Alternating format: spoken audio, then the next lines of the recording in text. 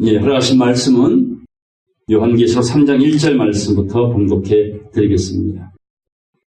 4대 교회의 사자에게 편지하기를 하나님이 7 영과 7 별을 가진 이가 가라사대 내가 네 행위를 아노니 네가 살았다 하는 이름은 가졌으나 죽은 자로다. 너는 일깨워 그 남은 바 죽게 된 것을 굳게 하라. 내 하나님 앞에 네 행위에 온전한 것을 찾지 못하였노라. 그러므로 네가 어떻게 받았으며 어떻게 들었는지 생각하고 지키어 회개하라. 만일 일깨지 아니하면 내가 도적같이 이르기니 어느 시에 네게 임할는지 네가 알지 못하리라. 그러나 4대의 그 옷을 더럽히지 아니한 자 몇 명이 네게 있어 흰옷을 입고 나와 함께 다니리니 그들은 합당한 자인 연고라. 이기는 자는 이와 같이 흰옷을 입을 것이요 내가 그 이름을 생명책에서 반드시 흐리지 아니하고 그 이름을 내 아버지 앞과 그 천사들 앞에서 시인하리라. 귀 있는 자는 성령의 교회들에게 하시는 말씀을 들을지어다. 아멘. 요한계시록 3장 1절로 6절까지 말씀을 통해서 7교회 중에 5번째 4대 교회, 과연 너는 살아있는가? 라는 제목으로 함께 말씀을 상고하겠습니다. 복날 제가 안산에 일이 있어 갔는데 이 지인분들과 이 저녁 식사를 하려고 두리번 찾다가 장터국수라고 써있는 좀 자그마한 식당을 발견했어요. 이제 세 사람이 콩국수 하나 먹자 이런 마음으로 딱 들어가서 이제 메뉴를 선택하고 주문하려고 그랬더니요.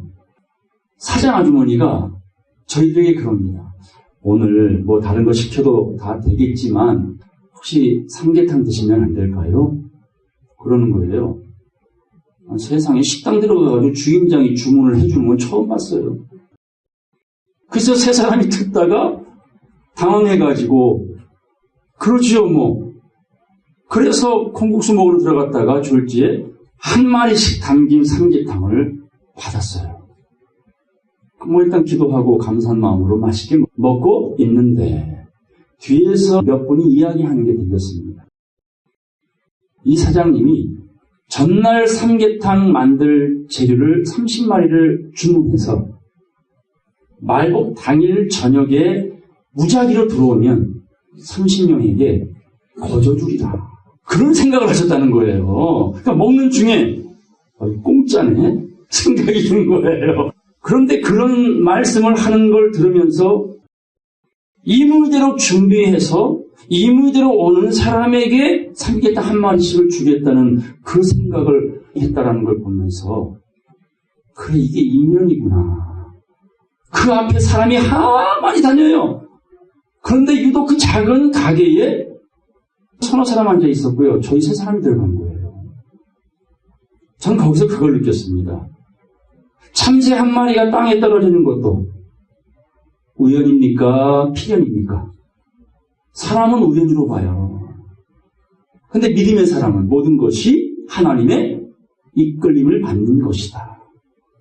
따라서 하나님은 빛도 짓고 어둠도 창조하였고 환난도 짓고 평안도 지었느니라. 그러면 믿음을 가진 사람에겐 평안만 있고 형통만 있고 빛만 있는 것이 아니에요. 정말 잘 믿는 사람들, 믿음의 선배들 삶을 보십시오. 어둠이었어요. 환난이었어요. 그것도 누가 창조하셨다고? 하나님이 창조하셨대요. 저녁이 되면 아침이 되니 흑암이 깊음 위에 있고 그 하나님의 목적을 이루기 위하여 인생의 심박동, 심장이 뛰듯이 오르고 내리고 오르고 내리고 달이 차면 기울어요. 천년만년 잘 살 것 같아요. 그래서 잘 살든 못 살든 아프든 건강하든 하나님 안에서 모든 것이 이끌어지고 있다는 것, 인도받고 있다는 사실을 깨닫기 바랍니다. 그래서 그 순간도 마지막 당신이 이루시겠다는 이 땅의 그리스도의 나라를 위하여서 어둠의 역사를 혹은 빛의 역사를, 환난의 역사를 혹은 평안의 역사를 이끌어서 어찌하든지 따라서 진리, 구하는 한 사람만 있으면 그게 그분의 계획이었어요. 그 한 사람이 제가 되기를 원하고요. 여러분 모두가 되기를 간절히 소망합니다. 하나님께서 이처럼 만세전 혹은 복중에 지어지기 전 여러분과 인연이 있었어요. 지금 여러분의 이 모습이 여러분입니까? 아닙니까? 아니에요. 이 껍데기는 마치 여름에 옷 입고 가을에 옷 입고 겨울에 옷 갈아입는 모습처럼 이 육체 껍데기는 내가 아니라고요. 진짜 여러분은 누굽니까? 여러분 껍데기 안에 들어있는 영혼. 그래서 내 영혼아, 내 영혼아, 여호와를 찬양하라. 누가 한 말이요? 다윗이. 사울보다도 더 쳐 죽여도 마땅한 다윗이 하나님이 포기할 수 없었던 이유는 불법을 저질렀던 그였지만 그는 무엇을 볼 줄 알았어요? 자신의 영혼을 볼 줄 알았어요. 영혼의 사람이었어요. 날마다 자기 영혼을 관할 줄 알았다는 거예요. 따라 내 영혼아, 내 영혼아, 내 영혼아. 거울 보면서 이뻐 잘생겼어 하는 그 모습은 내가 아니라는 거.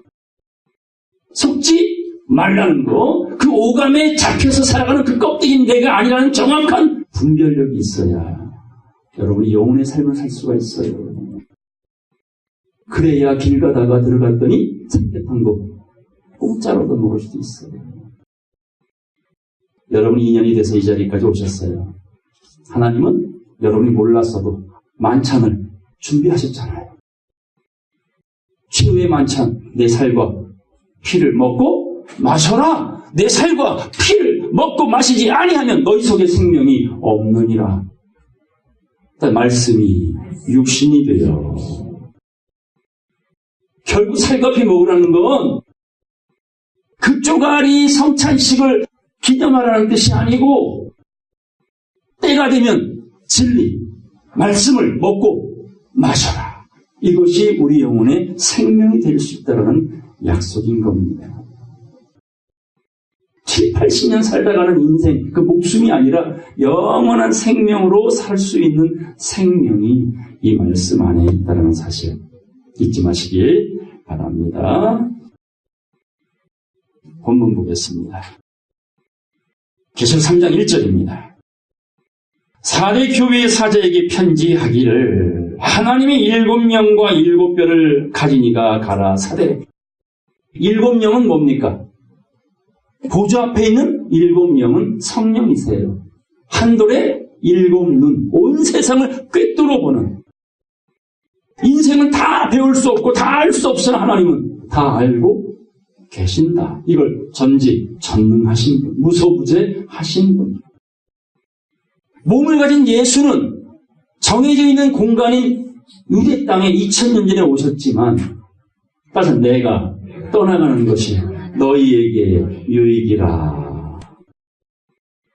왜냐하면 예수가 몸을 버리고 떠나는 순간에 온 인류에게, 이 지구별 모든 사람들에게 진리의 성령으로 찾아가실 수가 있다는 거예요. 그래서 시작은 유대 땅 이스라엘이었지만 지금은 영적 이스라엘. 바로 하나님을 믿는 모든 성도들 생각과 마음 그 삶을 인도하시겠다라는 것이 진리의 성령이시다. 이걸 계시록은 뭐라고 말한다고요? 7영이다. 7뼈는 뭐예요? 7교회의 사자. 곧 하나님께서 너는 내 손에 잡혀있다. 자, 너는 내 것이라. 이것이 7뼈입니다. 그걸 가지신 예수 그리스도가 가라사대. 내가 네 행위를 아노니. 사대 교회를 보고 말하는 거예요. 믿는 자들에게 말하는 거예요. 오늘날 교회들을 향해 말하는 거예요. 오늘날 교회 중에 이런 교회가 또 있다라는 얘기입니다. 자, 네 행위를 아노니 네가 살았다는 이름은 가졌으나 실상은 어떤 자? 죽은 자로다. 그런데요, 여러분, 이 사대 교회가 고산지대에 있던 도시였어요. 난공불락의 성이에요. 거긴 금이 나왔어요. 최초의 금은으로 조화를 만들었던 도시였어요. 잘 사는 도시였어요. 그 4대 교회 안에는 1,000명 정도 들어갈 수 있는 큰 교회들이 있었어요. 믿는 사람들이 많았어요. 그 평판이 너무 좋았어. 그리고 굉장히 역동적인 교회였어요. 자, 이런 교회들이 지금 많습니까? 적습니까? 선교사를 보내고 교회를 지원하고 많은 구제를 하고 이런 교회 있죠, 주변에. 4대 교회가 그런 교회였어요. 주변 사람들에게 평판이 너무 좋았어. 안 믿는 사람들이요, 다 인정해줬어요. 좋은 일 너무 많이 했어요. 그러니까 사람들이 볼 땐, 야, 이런 교회라면 최고야. 자, 그런 교회는 좋은 교회, 나쁜 교회. 그런데 중요한 건 주님께서 이렇게 말씀합니다. 자, 네가 살았다는 이름은 가졌으나 죽은 자로다. 이게 문제예요. 사람에겐 인정됐는데 주님께는 버려진 자예요. 이게 무서운 거예요. 오늘 교회 많죠? 역동적인 교회, 일 많이 하는 교회, 큰 교회, 많이 모이는 교회 많지요. 근데 주님은 말하지요. 실상은 네가 죽은 자로다. 여러분, 믿음은 사람에게 잘 보이려고 믿는 거 아니에요. 영혼의 사람이라면 그 영혼이 하나님 앞에 인정되기 위해서 믿음을 가지고 배움을 받는 거예요. 사람의 칭찬이 뭐가 그렇게 중요해요? 그걸 오늘 이 4대 교회를 통해서 보여주는 겁니다. 성경 종류가 많은데요. 현대어 성경에 이 구절에 대해서 이렇게 나옵니다. 4대 교회의 지도자에게 이렇게 편지를 써 보내라. 이는 하나님의 7영과 7뼈를 가지신 분의 말씀이다. 나는 네가 살아있고 활동적이라는 평판과는 달리 실제로는 죽은 상태에 있다는 것을 알고 있다. 이해되십니까? 무슨 말씀인지? 이 말씀 속에서 사람에게 인정받는 것이 하나님께 인정받는 것이 아니다라는 사실을 분별하셔야 돼요. 죽으나 사나 저와 여러분들은 누구의 인정을 받으셔야 돼요? 하나님 앞에. 하나님 앞에. 그저 7, 80년 잘 살다 이 세상 떠날 거다라고 생각한다면 굳이 하나님께 잘 보일 일이 없어요. 근데 영혼이 있음을 아신다면, 이 껍데기가 진짜 내가 아니라는 사실을 아신다면 하나님을 두려워하시고 그분 앞에 인정받기를 힘쓰는 저와 여러분 모두가 되기를 간절히 바랍니다. 그러면 성경에 이 죽은 자들이 어떻게 나와 있는가 살펴보겠습니다. 누가복음 21장 보겠습니다. 누가복음 21장 5절로 6절까지 다 같이 읽겠습니다. 어떤 사람들이 성전을 가리켜 그 미석과 헌물로 꾸민 것을 말하며 예수께서 가라사대 너희 보는 이것들이 날이 이르면 돌 하나도 돌 위에 남지 않고 다 무너뜨리리라. 이 사람들이 예수님을 데리고 다니면서 이게 우리가 헌금을 하며 지은 하나님의 교회예요. 수고했구나, 잘했구나 할 줄 알았더니 주님 뭐라 그래요? 무너질 것이다. 마태복음 24장 가겠습니다. 1절, 2절 다 같이 읽겠습니다. 예수께서 성전에서 나와서 가실 때에 제자들이 성전 건물들을 가리켜 보이려고 나오니 대답하여 가라사대 너희가 이 모든 것을 보지 못하느냐? 내가 진실로 너희에게 이르노니 돌 하나도 돌 위에 남지 않고 다 무너뜨리리라. 같은 말을 마태가 썼고 누가가 썼죠. 오늘날 교인들은 교회하면 건물을 생각해요. 목사가 그렇게 만들어버렸어요. 그리해서 헌당을 한다 그래. 헌당 예배, 교회 지어놓고 하나님께 바친다는 뜻이에요. 하나님이 언제 건물을 지어서 바치라고 성경에 나와 있습니까? 그 지혜자 솔로몬이 7년 동안 정성껏 지었잖아요. 그것도 하나님의 허락을 받아서. 비싼 돈 들여서 지은 성전이 완공되던 날 하나님이 이렇게 말씀합니다. 나는 손으로 지은 전에 들어가지 아니하리라. 이게 왜 뚱딴지 같은 말씀이냐고요. 그러니까 사람의 생각과 하나님의 생각이 다르다라는 사실을 여러분이 인정해야 성도라면 하나님의 생각을 따라가셔야지요. 이게 죽은 자들이 보여주려고 하는 것들, 외적인 것들, 큰 교회, 많은 성도, 목사의 인품, 그건 뭔데? 도대체 그런 게 뭔 자랑거리인데? 요한복음 보겠습니다. 요한복음 2장 16절 보겠습니다. 이런 성전, 무너질 수밖에 없을 것을 예언한 성전, 그 안에서 예수님이 행하신 일입니다. 비둘기 파는 사람들에게 이르시되 이것을 여기서 가져가라. 내 아버지의 집으로 장사하는 집을 만들지 말라. 근데 오늘날 교회는 뭐가 됐어요? 장사하는 곳이에요. 예수 이름 팔아서 먹고 사는 거예요. 여러분, 예수님을 팔아먹은 제자가 누구였습니까? 유다죠. 예수를 팔아서 얼마 받아 처먹었어요? 30냥, 30냥. 하나님이 교회, 거기서 예수 이름을 팔아, 하나님의 이름을 팔아서 오늘 하나님은 밀어내버리고 진리는 밀어내버리고 왕노릇하는 임금들이 적지 않잖아요. 오로지 돈 걷어들이기 바빠 교회가요. 하나님의 생각은 전혀 다른 길을 가고 있단 말이에요. 고난? 교회는 이제 고난을 잊어버렸습니다. 진정한 십자가? 교회마다 다 잊어버렸어요. 대접받고 갑질하고 대장노릇하고 주님의 생각과는 다른 길을 갑니다. 그런 모습이 2000년 전에도 있었지요. 17절 제자들이 성경 말씀에 주의 전을 사모하는 열심히 나를 삼키리라 한 것을 기억하더라. 진리에 미친 사람들은요, 이 세상에서 핍박을 받아요. 인정받을 수가 없어요. 근데 진리로 인하여 핍박받는 사람은 이 세상에 인정받을 마음도 전혀 없어요. 누구에게 인정받으려고? 하나님에게 인정받으려고 몸부림을 치고 기도하고 몸부림을 치고 복음을 전하는 거예요. 그 중심으로 예수가 선지자들이 이 복음을 전해왔던 것입니다. 그러니까 하나같이 핍박받았잖아요. 18절 예 유대인들이 대답하여 예수께 말하기를 하나님의 교회 들어와서 노건으로 다 쫓아내며 책망을 하니 유대인들이 화가 났어요. 왜 이런 일을 행하니? 도대체 무슨 표적을 우리에게 보여주려고 하는 것이냐? 그랬더니 19절 다 같이 읽겠습니다.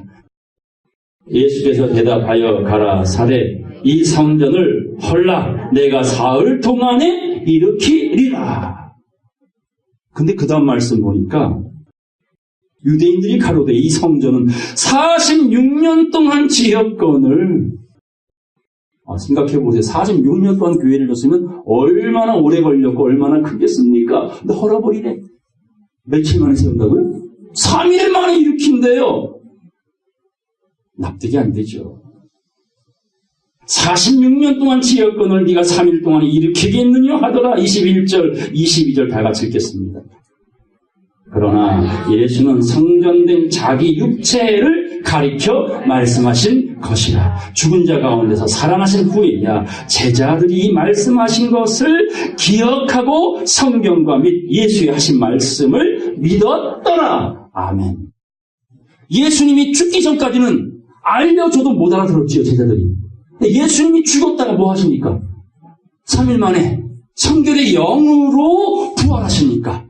그제서야 제자들의 생각에서 기억이 나고 그 말씀이 믿어졌더라. 부활해야 돼요. 영으로 부활하신 이유는 그 말의 의미는 뭐예요? 살리는 것은 영이 육은 무익하니라. 내가 너희에게 일러준 이 말씀이 영이요 생명이라. 영으로 부활했다는 얘기는 몰랐던 말씀을 깨닫기 시작하고 알아듣기 시작했다. 이게 부활이란 말이에요. 그러니까 바울이 나는 날마다 죽노라 하잖아요. 날마다 죽는단 말은 날마다 살아나고 있다라는 거예요. 매일 몰랐던 말씀들이 하나씩 깨달아지기 시작한다는 얘기예요. 그래서 1층에서 몇 층까지? 3층까지 올라가는 거예요. 성장해 가는 거예요. 그리스도의 장성한 분량에 이르기까지. 2000년 전에는 은혜의 시대예요. 마치 갓난아기를 보는 부모의 마음처럼 젖먹이고 기저귀 갈아주는 시대라면 지금은 신혼의 날이에요. 갓난아기는 똥 쌌다고 좁힙니까? 도리어 똥 싸면 이쁘대 안 이쁘대? 이뻐 죽지. 근데 현우가 지금도 똥 싸면 어떻게 바지에다가? 오 마이 갓 그러네요. 저 어린애도 알아요. 저 나이에 엄마 나 똥 짰죠 이러면은 아이고 이뻐 하고 소정 집사님이 그렇게 하겠냐고. 근데 교인들이 이걸 몰라요. 지금도 예수 믿어 젖만 먹으면 구원받는 줄 안다니까요. 그럼 성경 필요 없게요.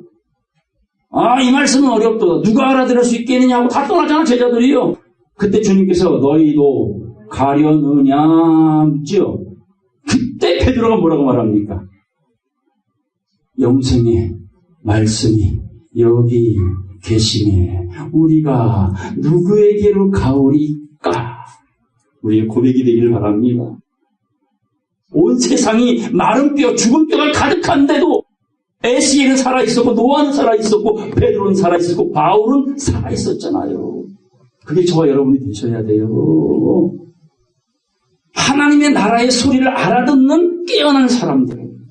그러므로 성전은 46년 동안 3천억을 들여서 짓는 그런 건물 따위가 교회가 아니고 예수의 육체가 성전임을 증거해 주신 거예요. 그 말씀이 있는 그곳이 성전이라는 얘기고 이 말씀을 깨닫고 있는 내 생각과 내 마음, 내 삶이 뭐라는 거예요. 걸어다니는 성전. 그게 손으로 짓지 아니한 성전이다. 거기에 하나님이 계신다고 말씀하신 겁니다. 예레미야 22장 가겠습니다. 예레미야 22장 13절 말씀 보겠습니다. 불의로 그 집을 세우며 불의가 뭡니까? 불의. 옳지 않은 것. 불의. 불법. 법이 아닌 것.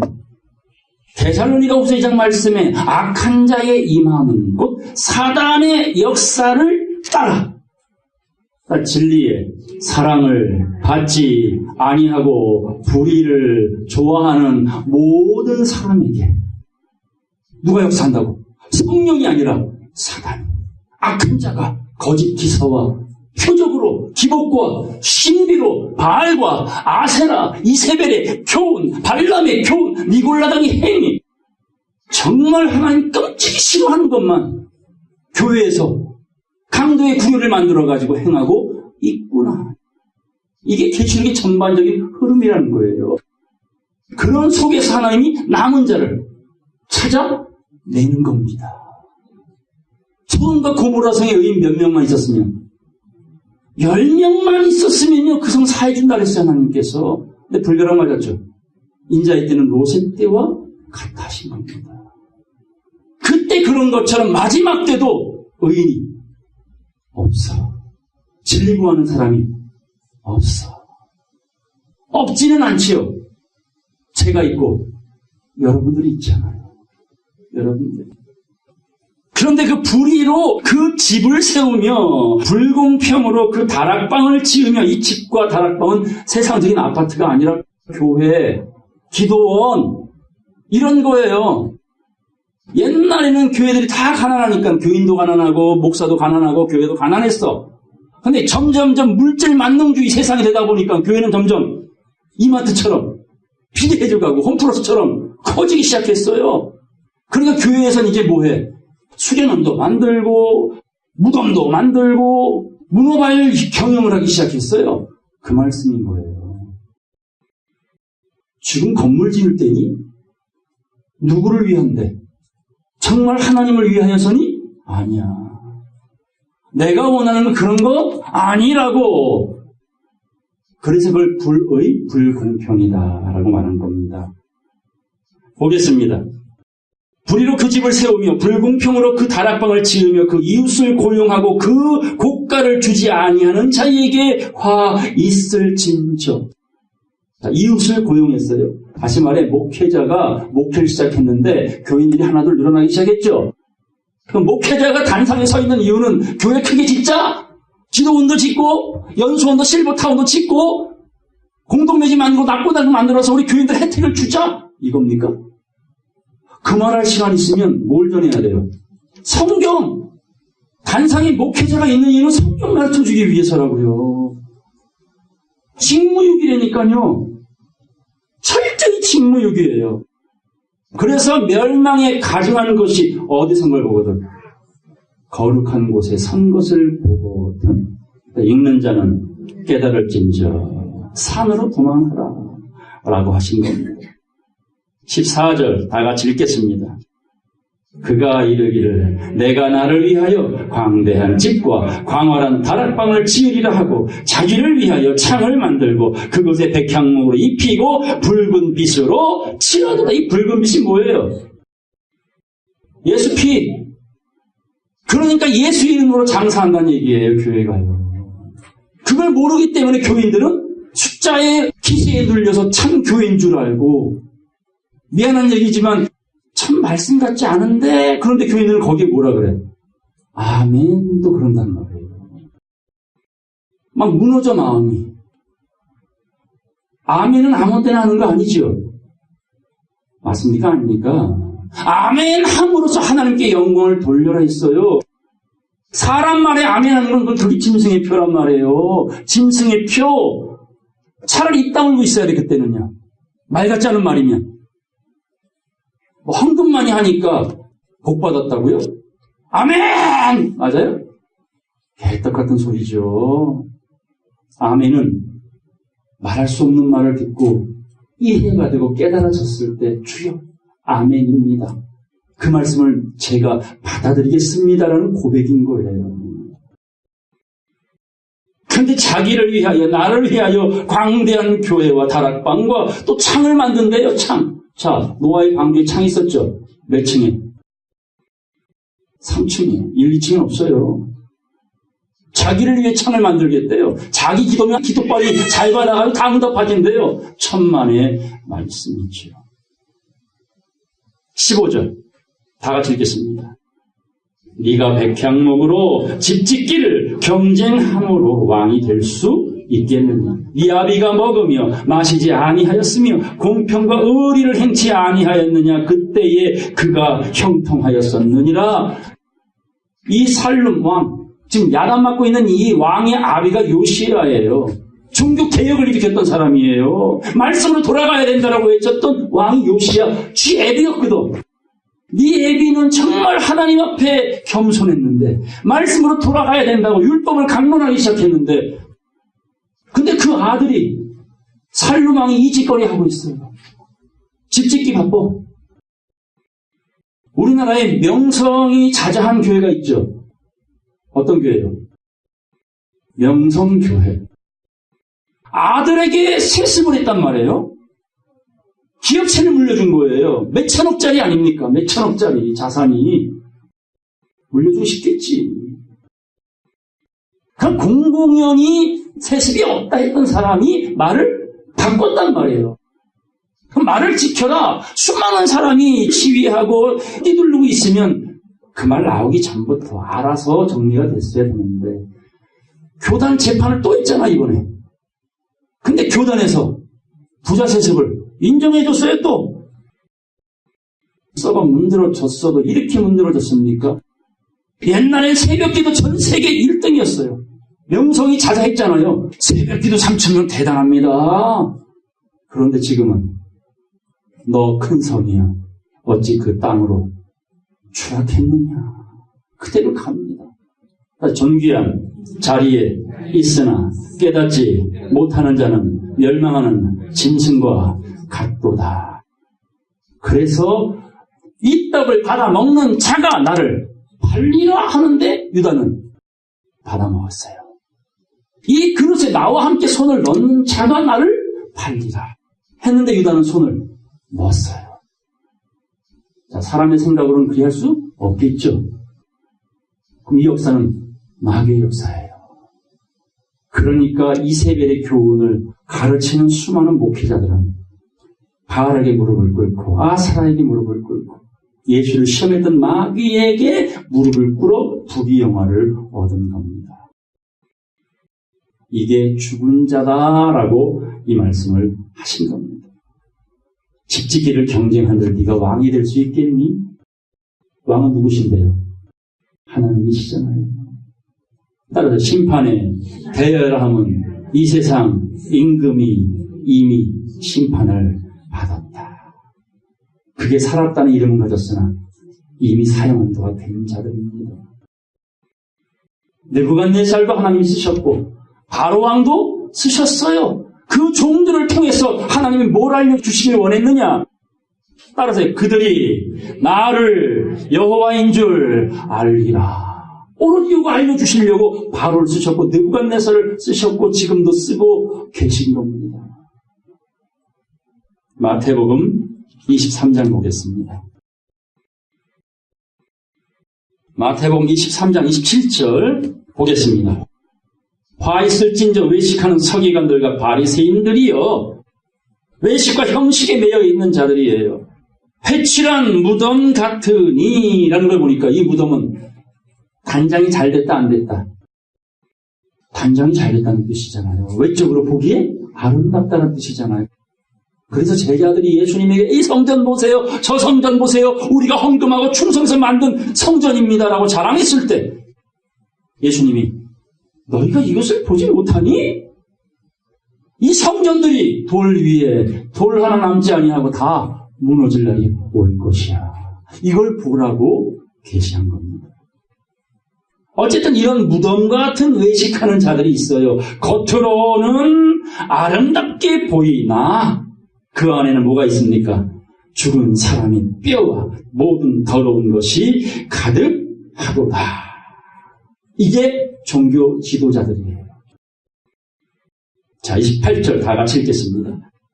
이와 같이 너희도 겉으로는 사람에게 옳게 보이되 안으로는 외식과 불법이 가득하도다. 이런 현실이 보이십니까, 여러분 눈에? 느껴지십니까? 그러면 우리는 산으로 도망해야 돼요. 어떤 산이요? 우암산? 백두산? 이사야 가겠습니다. 이사야 2장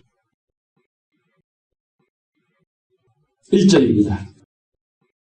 아모스의 아들 이사야가 받은 바 유다와 예루살렘에 관한 말씀이라. 이 말은 모든 교회들이 어떻게 될 것에 대한 결말을 보는 거예요. 2절 말일에 마지막 때가 되면 여호와의 전에 산이, 자, 성전이 되어질 만한 산이 모든 산 꼭대기에 굳게 설 것이요 모든 작은 산 위에 뛰어나리니 만방이 그리로 모여들 것이다. 3절 많은 백성이 가며 이르기를 오라 우리가 여호와의 산에 오르며 야곱의 하나님의 성전에 이르자. 그가 그 진리로 우리에게 가르치실 것이라. 우리가 그 길로 행하리라 하리니 이는 율법이 시온에서부터 나올 것이요 여호와의 말씀이 예루살렘에서부터 나올 것입니다. 고로 산으로 도망하라 했던 그 산은 어떤 곳이에요? 말씀이 나오는 곳이에요. 진리가 나오는 곳이에요. 그 말씀으로 가르침 받는 그곳이 하나님 보실 때는 가장 높은 산이라는 거예요. 다 무너져도 무너질 수 없는 3일 만에 지어질 성전, 진리의 천, 이 천으로 돌아오라. 이렇게 주님께서 당부를 하십니다. 본문 보겠습니다. 내가 네 행위를 아노니 네가 살았다는 이름은 가졌으나 죽은 자로다. 외식과 형식과 육체의 예법에 매여 도의 초보를 가르치고 도의 초보를 행하는 자들, 바알과 아세라에 심취되어 있는 사람, 사단의 깊은 것을 좋아하는 사람들, 그들은 죽은 자로다. 2절 너는 일깨워 그 남은 바 죽게 된 것을 굳게 하라. 다 죽진 않았네. 다 죽진 않았어요. 남은 자가 있다라는 얘기예요. 숨이 깔딱깔딱 넘어갈지언정 아직은 살아있는 자들이 몇몇이 있다 그 말입니다. 그들을 굳게 하라, 지켜내라 이 말입니다.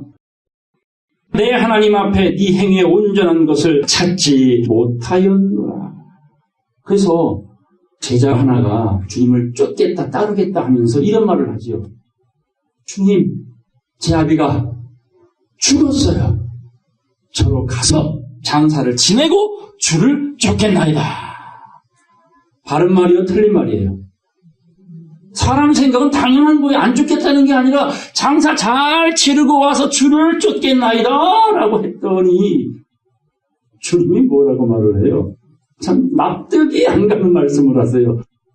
죽은 자들로 죽은 자를 장사하게 하고 너는 가서 하나님의 나라를 전파하라. 그러니까 사람의 생각과 하나님의 생각은 좀 달라요. 그럼 고민 좀 해봐야지. CBS 방송을 제가 잠깐 봤는데요. 기자와 목사들이 나와서 이야기하는 중에 성경은 모두 문자로 풀어야 된대요. 성경을 문자로 풀면 예를 드는 거예요. 죽은 자들로 죽은 자를 장사하게 하라는 거 문자로 풀면 어떻게 풀어내야 되고.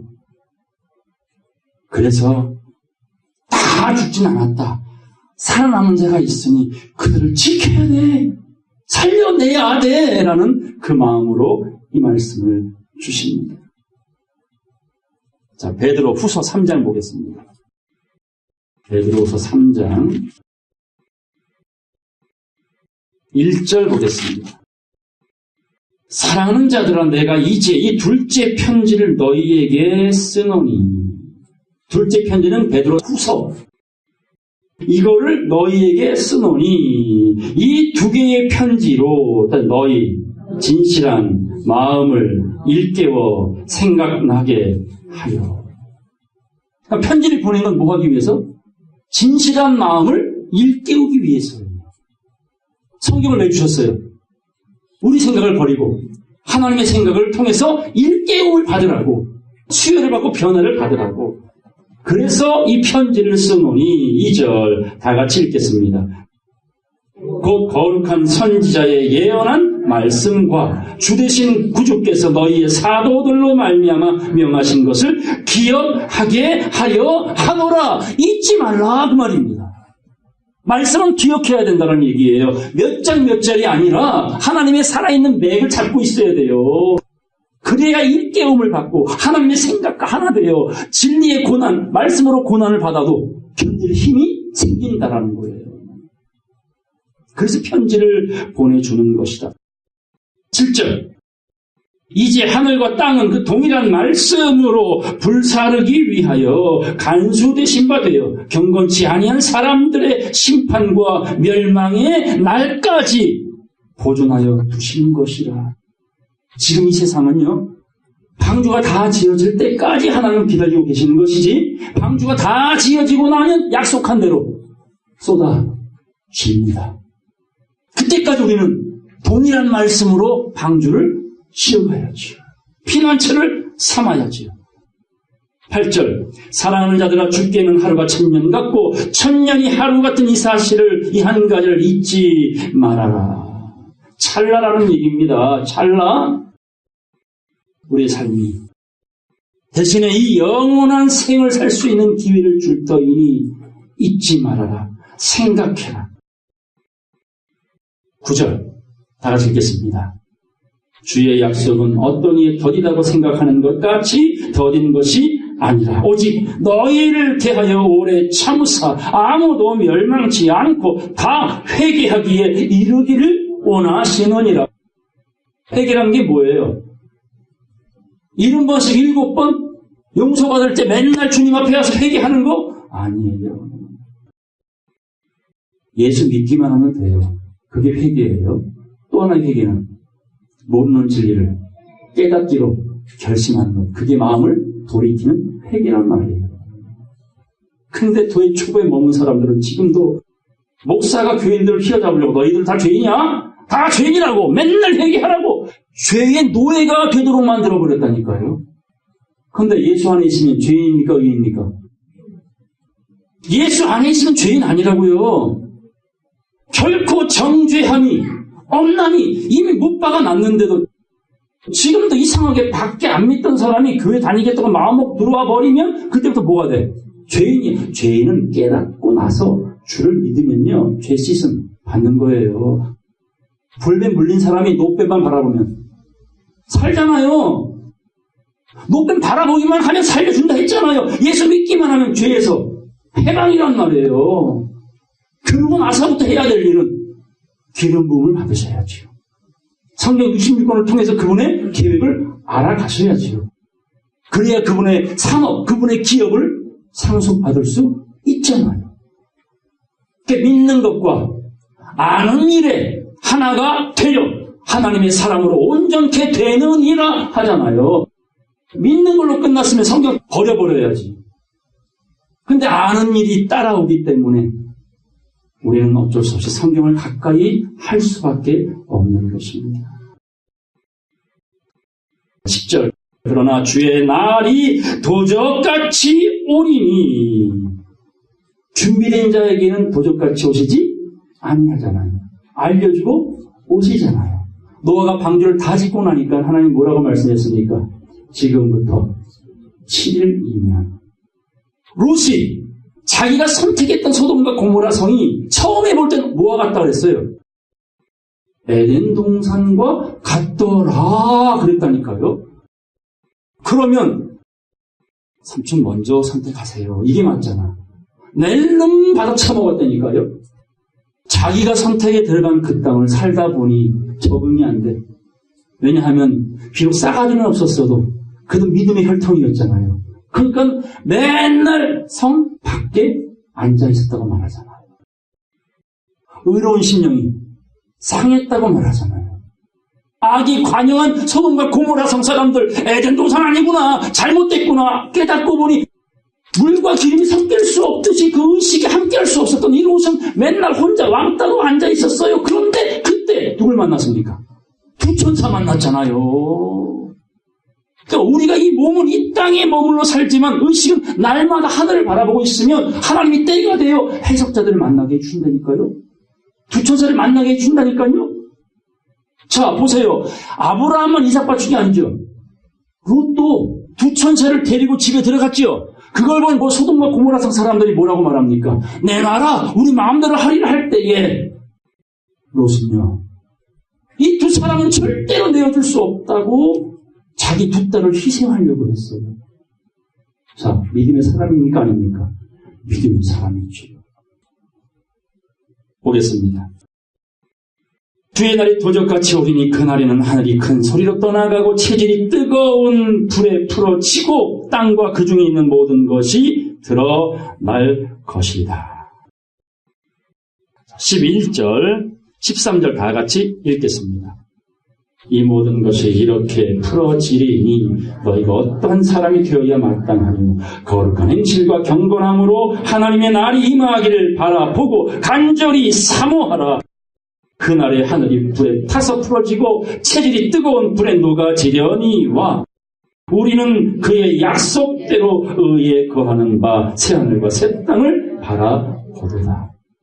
세상은 바뀌어질 거예요.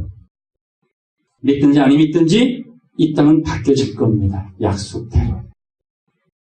의에 거하는 바 새하늘과 새 땅의 주인공 저와 여러분 모두가 되기를 간절히 바랍니다. 그래서 하나님의 날이 임하기를 바라고 간절히 사모하라고 말씀을 한 겁니다.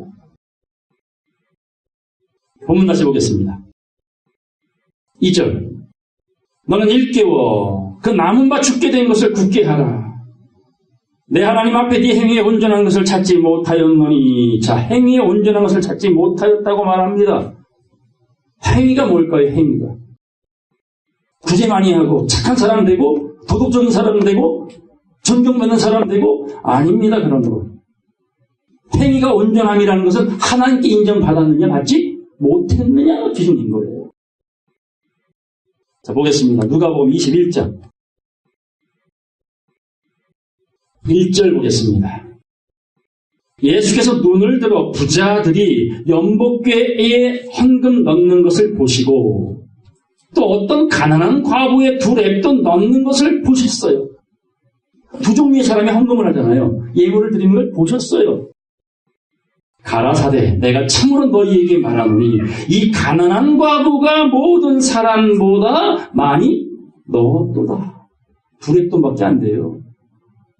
4절 저들은 그 풍족한 중에서 헌금을 넣었거니와 이 과부는 그 구차한 중에서도 자기의 있는 바 생활비 전부를 넣었느니라 하시니라.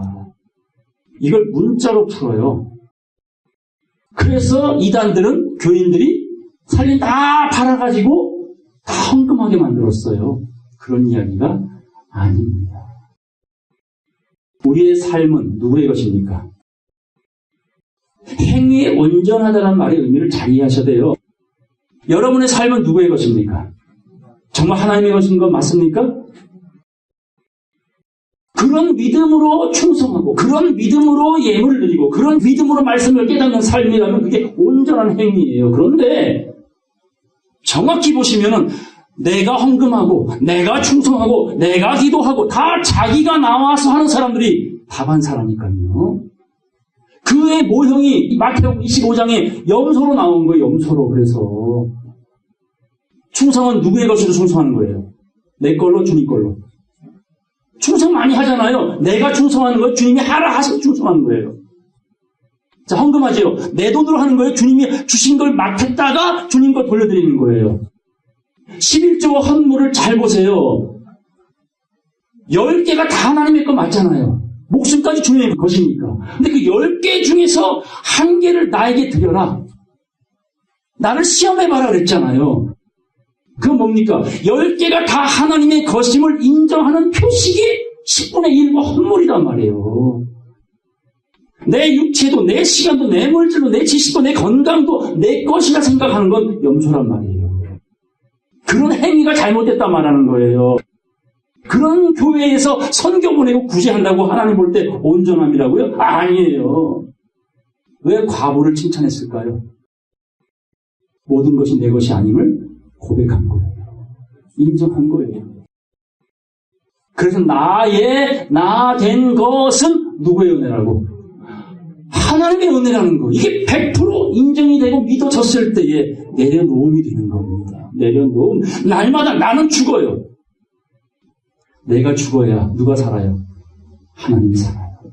힘을 빼야 운동이 운동답게 나타납니다. 이 과부를 향해서 주님은 네가 더 많이 하였도다라고 인정을 해주셨습니다. 그래서 누가복음 말씀 보겠습니다. 10장 38절 보겠습니다. 저희가 길 갈 때 예수께서 산촌에 들어가심에 마르다라 이름하는 한 여자가 자기 집으로 영접하더라. 잘 아는 마르다입니다. 그에게 마리아라 하는 동생이 있어 주의 발 아래 앉아 주님의 말씀을 듣더니 마르다는 준비하는 일이 많아 마음이 분주한지라 예수께 나아가 가로되 주여 내 동생이 나 혼자 일하게 두는 것을 생각지 아니하시나이까? 내 동생을 명하사 나를 도와주라 하소서. 41, 42절 다 같이 읽겠습니다. 주께서 대답하여 가라사대 마르다야 마르다야 네가 많은 일로 염려하고 근심하나 그러나 몇 가지만 하든지요 한 가지만이라도 족하니라. 마리아는 이 좋은 편을 택하였으니 빼앗기지 아니하리라 하시니라. 아멘. 살아있는 성도들이에요. 마리아는. 마르다는요 살았다는 이름을 가졌으나 죽은 자들이에요. 많이 모이는 게 중요한 게 아니라 한 번을 모여도 들어야 될 걸 듣는 사람, 지켜야 될 걸 지키는 사람, 모든 것이 내 것이 아님을 인정하고 하나님께 범사에 감사하며 살아가는 사람들, 이게 마리아 같은 사람이죠. 요한복음 12장 보겠습니다. 3절 다 같이 읽겠습니다. 마리아는 지극히 비싼 향유 곧 순전한 나드 한 근을 가져다가 예수의 발 앞에 붓고 자기 머리털로 그의 발을 씻으니 향유 냄새가 집에 가득하더라. 이 마리아가 아까 그 동생 마리아입니다. 이 나드 한 근은 300데나리온이에요. 그럼 300일을 일해야 살 수 있는 향유입니다. 다시 말해 1년 정도를 벌어야 살 수 있는 향유예요. 자기 전 재산이에요. 이걸 빼서 예수님의 발에 붓고 자기 머리털로 씻어냅니다. 그리고 주님은 이 여인을 칭찬합니다. 이 향유가 뭐예요? 기름이 뭐예요? 향기가 뭐예요? 여러분이 깨닫고 있는 진리예요. 주님, 이날까지 주님이 우리를 위해서 복음을 전해주셨고 이제 잠시 후에 주님은 십자가를 지실 겁니다. 주님 걱정하지 마세요. 제가 모든 것을 헌신하여 이 복음을 전하는데 앞장서겠습니다. 하고 믿음의 머리카락으로 예수님의 복음의 발을 씻겨드리며 자신의 삶을 그리 살겠다고 결단하는 것이 진정한 헌신입니다. 주님 볼 때 온전한 행위라고 말씀을 하고 있는 겁니다. 본문 보겠습니다. 3절입니다. 그러므로 네가 어떻게 받았으며 어떻게 들었는지 생각하고 지켜 회개하라. 어떻게 받았는지 어떻게 들었는지 늘 생각을 하라고 부탁을 합니다. 주야로 묵상을 하라고 말합니다. 만일 일깨지 아니하면 깨어나지 아니하면 알아듣지 못하면 이 말씀을 지키지 못하면 그리고 복음을 전하지 아니하면 내가 도적같이 이르리니 어느 시에 임하는지 네가 알지 못할 것이다. 자, 우리 사도행전 20장 말씀 보겠습니다. 31절 말씀 보겠습니다. 그러므로 너희가 일깨어 내가 3년이나 밤낮 쉬지 않고 눈물로 각 사람을 훈계하던 것을 기억하라. 적지 않은 세월 여러분과 말씀을 많이 보았죠. 다 기억은 못해도 하나님의 섭리가 어떻게 이루어져 간다는 사실은 이해하고 계시죠. 32절 다 같이 읽겠어요. 지금 내가 너희를 주님과 및 그 은혜의 말씀께 부탁하노니 그 말씀이 너희를 능히 든든히 세우사 거룩해 하심을 입은 모든 자 가운데 기업이 있게 하시리라. 아멘. 하나님 나라의 상속을 줄 터인데 눈물로 훈계하며 가르치던 것을 잊지 말고 기억하고 생각하기를 바란다. 그렇게 부탁을 합니다. 자, 본문 보겠어요. 4절. 그러나 사대에 그 옷을 더럽히지 아니한 자 몇 명이 네게 있어 흰 옷을 입고 나와 함께 다니리니 그들은 합당한 자인 영고라.